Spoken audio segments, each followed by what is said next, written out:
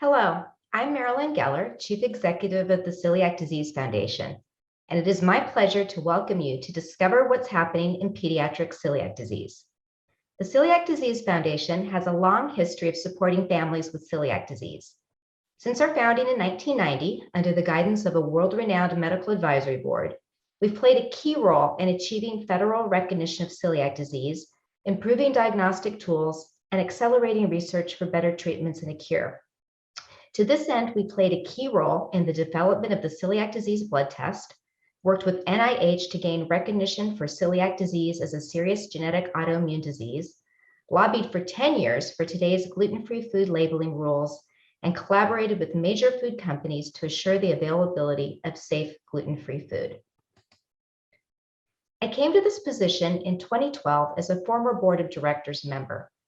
My son was diagnosed at age 15 after a lifelong medical and mental health odyssey that resulted in him being diagnosed by accident. He was scheduled for sinus surgery because his ENT thought his debilitating stomach aches might be caused by postnasal drip.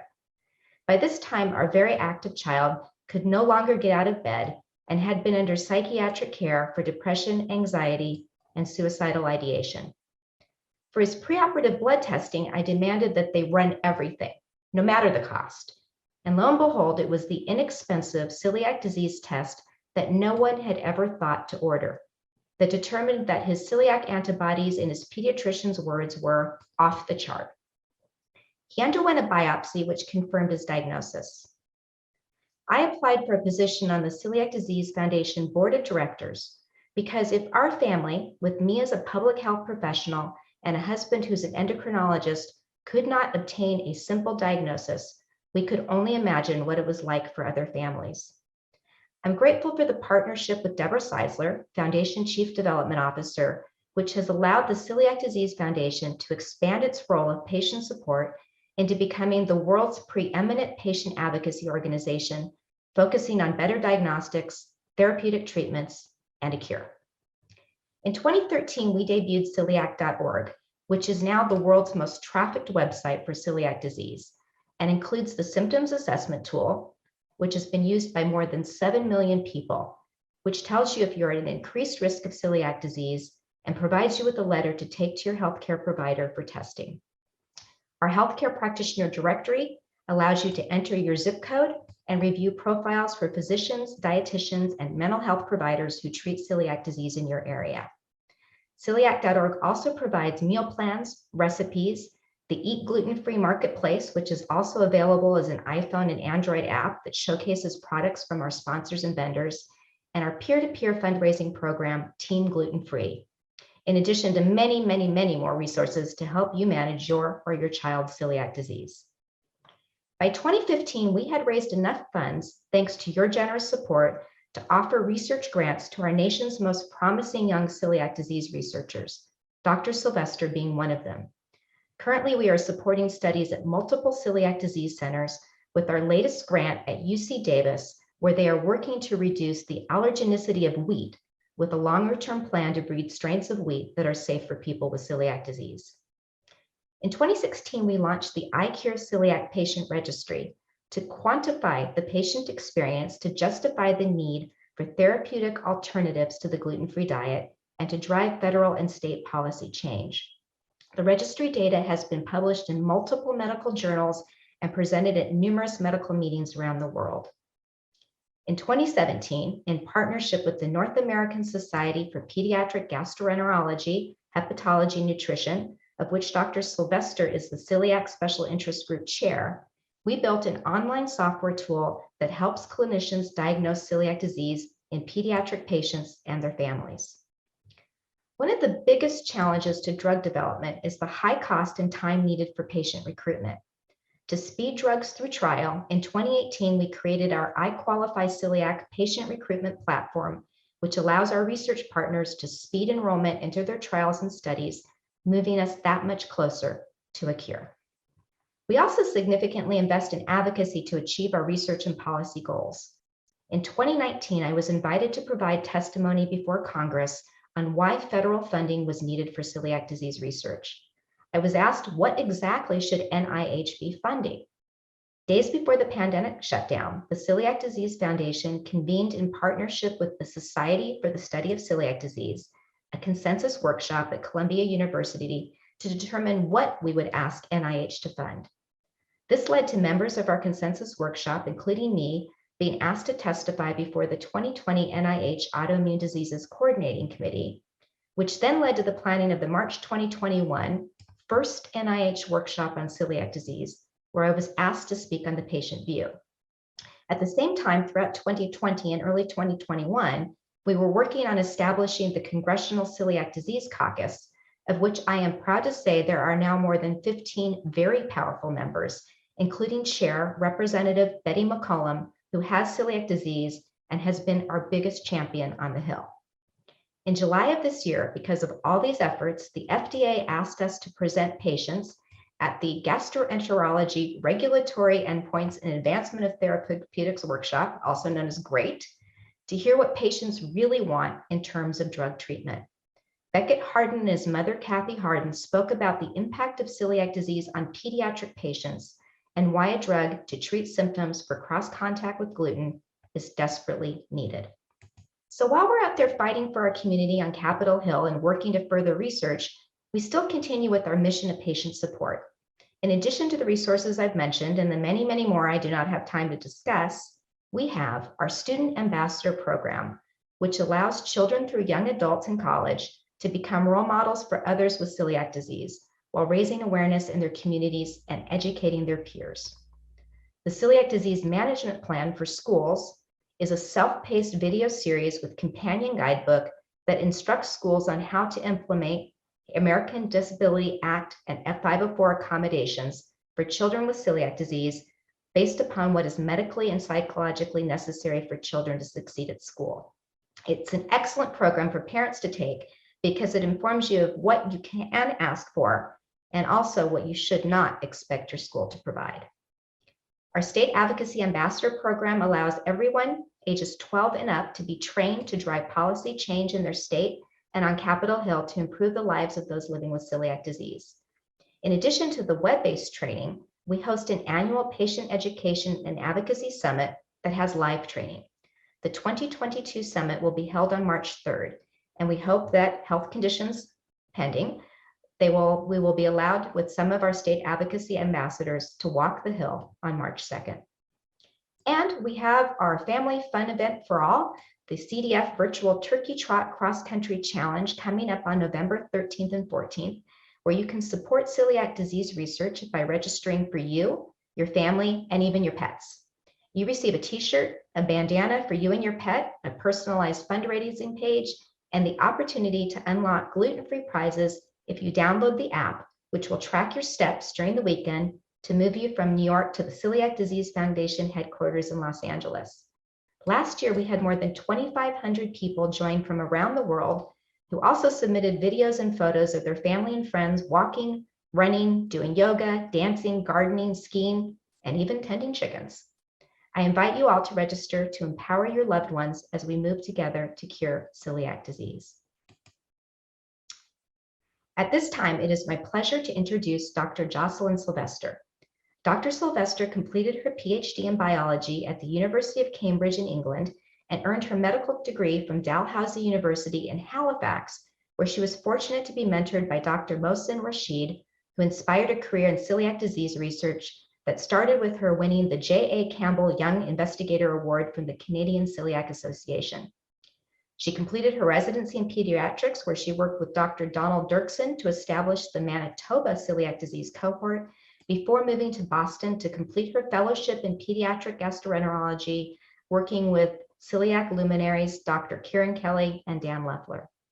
Her research interests include the diagnosis and management of celiac disease, and as a Celiac Disease Foundation Young Investigator Awardee, she is currently conducting a study on the use of T cells as biomarkers of celiac disease activity. And at this time, I'd like to say, Dr. Silvester, thank you for being here.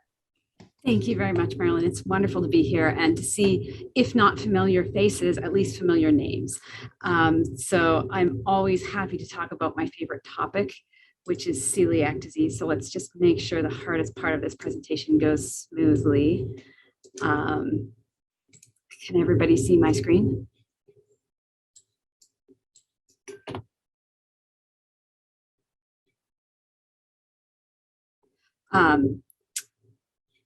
Marilyn, can everybody see my screen okay? Yes, we can. Okay, perfect. So I wanted to talk about what's happening in pediatric celiac disease more generally, and then more specifically about my research. So to start off with, I think the most important thing when thinking about our patients here in the US is that fortunately, despite all that's happened in the last 2 years, which is an awful lot, and even just looking and listening to how much the Celiac Disease Foundation has accomplished in the last 2 years, it's an awful lot, especially considering everything we've been going through. So the good news is the kids are all right. And we discovered, which we kind of suspected already, that home is where the gluten-free diet is. So sending everybody home for extended periods of time was actually very helpful for many of our patients because it's often a much more easier environment to control. Of course, that hasn't lasted forever. Unfortunately, many children are back in in-person school. Never seen them so excited to be back at school as they are this year. And one of the things that has been very helpful is, as Marilyn mentioned, the recommendations for managing celiac disease. And so I wanted to talk a little bit about this because this is something that's been really important for us clinically. And this was an effort that was really sponsored by the Celiac Disease Foundation to bring together 44 experts. And what was unique about this was that these weren't clinicians. They were also the people who are actually in schools every day. So it included school administrators, nurses, the folks who run cafeterias, social workers, students who have celiac disease. And the goal was to come up with a list of what would be reasonable to ask for, and also guidance for what different people in different learning environments need to know. We've been using it with our patients, and I asked our team for an update today, and so far we've directly interacted with people from 38 states to use these recommendations. And what's been most gratifying is we're now getting patients coming to us who are bringing the guidelines because that is what their schools gave them in order to work on their 504 plans. So I think this is a really important success. It's really improving the lives of a lot of students, and it's been very helpful in getting students the accommodations that they are entitled to. So that's the good news on the individual front. It takes a village, and although the village often seems disorganized, I think we're getting better at coming together. And so one of the things that we have had for the last couple of years is a special interest group within NASPGAN. And thank you, Marilyn, for doing the whole acronym, so I'll stick to NASPGAN. And this is a group that includes not only several different types of clinicians, so not just physicians, but we have dietitians and some social workers and some nurses. And we're really working to try and get a sense of where we're at in the United States and North America in terms of managing celiac disease and what our needs are moving forward so that we can provide better and hopefully more evidence-based care. And so some of that evidence we're working through Celiac Kids, which is a consortium of 12 pediatric celiac research centers across the country. And it's been very helpful for us to meet regularly and work collaboratively on projects. It's helping us to focus our questions, and we're also able to do more impactful research by having multi-center studies. And so there's more to come from this group, I hope. And of course, whenever we talk about research, the most important thing is the patients and the volunteers. And the second most important thing is funding, because it's impossible to do much without money. And so this is somewhere where I think you just heard very nicely how there's been tremendous progress in helping to spread the word about the fact that celiac disease exists. It's important, it's interesting. We need a better treatment and we need some support in order to get there. And so the advocacy work that's being done by the Celiac Disease Foundation in Congress has been particularly helpful, and we're hopeful that we'll continue to see more funding of celiac disease research going forward. So that's the good news. Of course, it's not all sunshine, although I think perhaps out in California, rain might be a good day sometimes too. And so there are some things that have been less well received and have more of a dubious impact. One would be diagnosing celiac disease is a more slippery slope since we haven't had access to endoscopy throughout the pandemic. And so that's really affected how we've been able to confirm a celiac diagnosis and impacted the care of kids. It seems like every day we hear more and more about the supply chain, and supply chain is really important for getting gluten-free foods. And so that variation in availability has become an increasing problem. And the economic impacts have affected every family, including families with celiac disease. So we're seeing more how food insecurity and lack of money to buy food is impacting children on the gluten-free diet. And hopefully there'll be more rigorous data coming out soon. But now I want to take a step back to just before that last celiac meeting that Marilyn mentioned in January 2020, ESPGHAN, which is the European Society for Pediatric Gastroenterology, Hepatology, Nutrition, came out with new guidelines for diagnosing celiac disease. And these were really important because it really moved the bar for how we define celiac disease very, very far in an immunologic direction. And so the main headline for these guidelines is that if you have a patient who is a child who has a TTG, which is the primary antibody we use for screening for celiac disease, that's more than 10 times the upper limit of normal, and they have an endomysial antibody that's elevated, which is another form of antibody for celiac disease, then that can be a confirmation of a diagnosis of celiac disease. There's no need to have symptoms. There's no need to have genetic testing, but simply having very high TTG antibodies and EMA antibodies is sufficient. Of course, this isn't all children, and in fact is only a minority of children, because those children who have a TTG that's not quite 10 times the upper limit of normal, they still need a biopsy. And those who have a very high TTG, but EMA is negative, they also still need a biopsy. So even with these guidelines, the majority of our patients are still being diagnosed by biopsy. And so in terms of thinking of celiac disease as an autoimmune disorder, it was in the 1960s that antibodies to gliadin were recognized. And then through the years, these antibodies have been refined, both in terms of the testing and the targets. And in 2012 was the first time that ESPGHAN proposed using serology and genetics to diagnose, and then now just serology.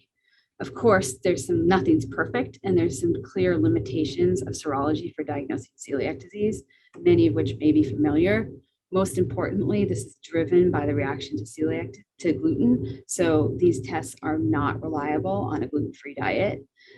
They're also not standardized. So depending on what manufacturer makes the test, the actual content of what the test is, what's inside the test varies, and also what normal is and what the value of the units are is different. So it's not possible to compare between tests.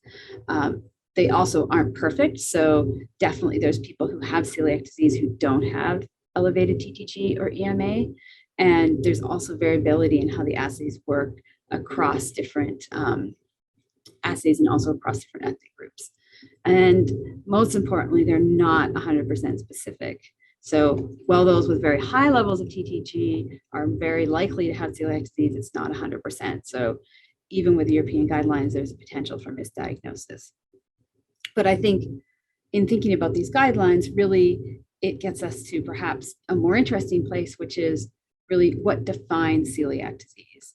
And I think historically, we thought of it as a small intestinal enteropathy, villous atrophy, and how do we get there? And I'm not a huge fan of these complicated diagrams with small arrows and small print, but bear with me, we'll go through it and just hit the highlights. So here we have the villi. These are healthy villi. These are damaged villi. From celiac disease, we're looking at the first part of the small intestine.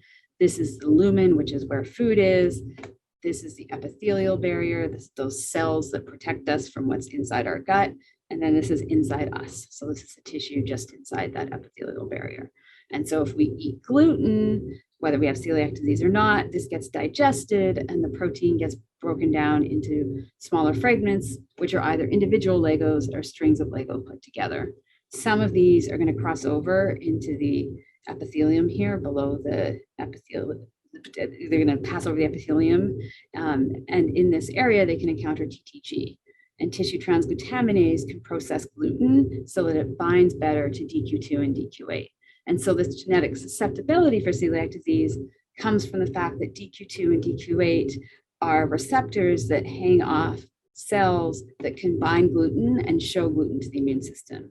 So if these antigen presenting cells are presenting gluten, if they find a T cell that recognizes them, they can activate this T cell, and this T cell responds by calling in its friends for help and secreting inflammatory signals. And this T cell directs the reaction that results in celiac disease and villous atrophy. And one of the consequences of this is generation of antibodies to TTG and to gluten. And so this is where we get the serologic tests from. And so historically, we thought of celiac disease in terms of histology, serology more recently. And I think really we're moving maybe away from serology towards thinking about these actual T cells, which are more involved in actually mediating the disease. Now, the thing about these cells is that they're rare, and that makes them very hard to study because there's not very many in blood and there's more in the intestine. But even then, you need a lot of intestine to get a lot of cells. So what exactly are these cells doing? This is a close-up on these antigen-presenting cells, the ones with DQ2 that can show gluten to the immune system. They can attract a T cell, and if you have celiac disease, these T cells recognize gluten, and that's what starts the damage. So maybe having this T cell that recognizes gluten is really what celiac disease is all about. And the consequence of this T cell is a villous atrophy, but villous atrophy isn't the disease. And this is why some people have so-called non-celiac villous atrophy, because it's actually, villous atrophy is actually a generic response to damage to the intestine that can have lots of different causes, not just celiac disease. But in people with celiac disease, these T cells are probably specific. And so in the previous figure, we talked about how T cells react by putting out inflammatory signals, and one of these signals is called IL-2, and this brings on the immune response. So if we think about how we started diagnosing celiac disease, and this was not before my time, but before my time as a gastroenterologist back in 1979, biopsies were really the basis of diagnosis. And there was actually not 0 biopsies, not 1, not 2, but 3 biopsies. And the idea here was that celiac disease was a reversible gluten-sensitive enteropathy. And so if you had, at that time, typically the thought was this was a condition that infected young infants. So if you had a child who was on a gluten-free diet, who appeared to have celiac disease because of their failure to thrive, then after biopsying them and seeing characteristic changes of celiac disease, the next step would be to put them on a gluten-free diet and see them get better, and then do another biopsy to show that the villi are now normal. And once that's been done, put the child back on gluten to show this reversibility. And so the idea here was to make sure that it wasn't some other condition, particularly a protein allergy, that had caused the villous atrophy, and that it really was related to the gluten. And so this is a sort of very intensive way of looking for this recall. Can you let these T cells settle down? Can you then show them gluten and have them act up again? Now, the problem with this is that the biopsy is diet dependent, and not everybody relapses at the same rate. And it's not as if the whole intestine goes from being healthy to being sick. It can be patchy, particularly when you put somebody back on a gluten-free diet, so it could potentially be missed. Interpretation is also not as easy as we make it out because it's a 2-dimensional cut through a 3-dimensional structure. And as we saw in the figure earlier, there's lots of things that happen before villous atrophy and that contribute to villous atrophy.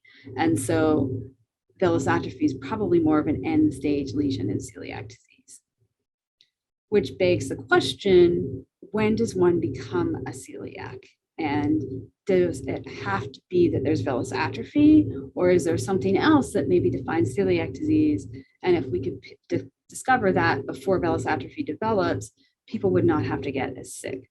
And so this is really what I've been focusing on more in my research, because we need better tools to really understand celiac disease and diagnose celiac disease. So this is the new methodology that is available that's been studied in adults by Jason Tydin and his group in Australia. And also some work's been done by Bob Anderson in the context of the NextVax study. And so the idea here is that if you have gluten reactive T cells, these T cells are circulating because they're prepared to fight whether or not you have gluten in your diet. And so you can take a patient on a gluten-free diet, you can take a blood sample, you can then give them a single dose of gluten, stimulate those T cells, they put out lots of IL-2. 4 hours later, you can take another blood sample and you can look for this rise in IL-2 in the blood that comes from exposing these T cells to gluten. And so this is a much more efficient way than doing 6 months of a gluten-free diet, doing a biopsy, showing it's normal, doing 6 months of a gluten-containing diet, all of the symptoms and difficulties that entails, and then doing another biopsy. And so when this was done in adults, on the left, you see 26 celiac patients, and this is the level of IL-2. And so at baseline, for each individual person, it was in a relatively low range. For most people, it went up, and the peak was around 3 to 4 hours. On the right, in the purple, you see the patients who had non-celiac gluten sensitivity because this was the control group. And you'll notice that one of these patients is in red because this was somebody who was diagnosed with non-celiac gluten sensitivity. But after they did this study and they realized, this person really looks more like these people over here with celiac disease, they looked a little bit deeper and ultimately could change the diagnosis to celiac disease. And so this appears to be relatively specific, which makes sense because this is a very mechanistic test. And we're looking directly for what happens when somebody eats gluten. Interestingly, the level of IL-2 also correlates with symptoms, particularly vomiting, which is another sign that this is something that's really important and key to celiac disease and not peripheral like TTG antibodies. Now, of course, a single dose of gluten is better than many doses of gluten, but no doses of gluten is often the preferred way for people who are feeling better on a gluten-free diet. And so the other approach is, instead of doing an in vivo gluten challenge, to do an ex vivo assay. And so here, a patient is on a gluten-free diet. This has been done in adults so far. A blood sample is taken. That blood is divided up into different tubes. One tube has gluten. One tube is a so-called negative control, just to make sure that there wasn't something that stimulated all the T cells. And the next one is a positive control, which will definitely stimulate the T cells, just to make sure the T cells are alive. And after leaving these together for 24 hours, there's a newer assay that can look at picogram levels of IL-2, which is a very, very low amount, which allows us to do these tests with small amounts of blood. And if somebody has celiac disease, the expectation would be that the negative control would not show an increase in IL-2. With gluten, there'd be an increase, and with a positive control, there'd also be an increase. So this is a very exciting and potentially promising tool to really look at celiac disease in people who are already on a gluten-free diet, and a very exciting biomarker of celiac disease. It's been tested so far primarily in adults, and primarily using this in vivo assay, actually giving people gluten and not using the whole blood assay outside the patient. So our next steps, which I'm delighted that the Celiac Disease Foundation is supporting, are to do a pediatric single dose gluten challenge study. And what we want to do is we want to take 20 children with celiac disease and see how well this test works in children. And also we want to correlate the results of this in vivo study with the ex vivo challenge. So 20 children with celiac disease and 20 children without celiac disease. Everybody needs to start on a gluten-free diet for at least 4 weeks. And then they're going to come to clinic and we get a blood sample to test for IL-2. And then we asked for a slurry to be consumed, which is a powder of gluten in liquid. And then 4 hours later, get another blood sample so that we can check to see what the difference in IL-2 was. We also want the participants to come back 3 to 30 days later, because one of the things that happens if somebody's been on a gluten-free diet for a long time and they have gluten is that these T cells bring all their friends in and they expand and they start to mount an immune response. So if you look after somebody has had gluten, six days after is often when the T cells will peak. And so if you boosted the response by bringing more T cells in, you now have more in your blood. So the assay may be boosted and we may get a better signal waiting more than 4 hours after gluten challenge when we're trying to do the whole blood assay. And this is important because it may be ultimately that doing repeated tests or doing repeated single doses of gluten can get us as good of a diagnostic test as doing an extended challenge. And so we'll compare these results to the whole blood assay and hopefully discover a little bit about celiac disease. We hypothesize that these gluten reactive T cells are really part of what defines celiac disease. And so we expect to find them in the celiac patients, but not in the non-celiac patients. And it'll give us better tools to understand celiac disease. And that's really why my research focuses on biomarkers. And I think there's a few reasons why we need better biomarkers, some of which looking at IL-2 levels may help, and others which we need other strategies for. And I think in her introduction, Marilyn actually touched on lots of these. So less invasive diagnostics and an ability to diagnose patients on a gluten-free diet, because right now our tools are really most effective when patients are actively consuming large amounts of gluten. We don't actually have any diagnostic test that's been approved for monitoring. TTG is actually approved for diagnosis, but not for follow-up, even though we order it. And a biopsy is hard to interpret, particularly when you have somebody who's on a gluten-free or gluten-reduced diet. And most importantly, as we think about life with celiac disease and gluten, we need better tools to be able to assess how novel treatments for celiac disease are working. And so for all of these reasons, we need better markers of whether celiac disease is active and what is happening. Now, this is my second to last slide because I want to take questions, but I think the most important question is the one I get the most often, which is, why does it have to be a slurry? And having done these gluten challenge studies, I can tell you that slurries are kind of gross, but they're important. And the most common question I get asked is, well, if I'm going to be doing a gluten challenge, what about donuts? What about croissants? What about Cheez-Its? What about all of these amazing gluten-containing foods that are not substitutable very well on a gluten-free diet? And for this particular study, the reason why we need a slurry is because 4 hours is a relatively short time. And if we ingest a liquid, then it's more predictable how long it'll take that liquid to go from the stomach to the duodenum.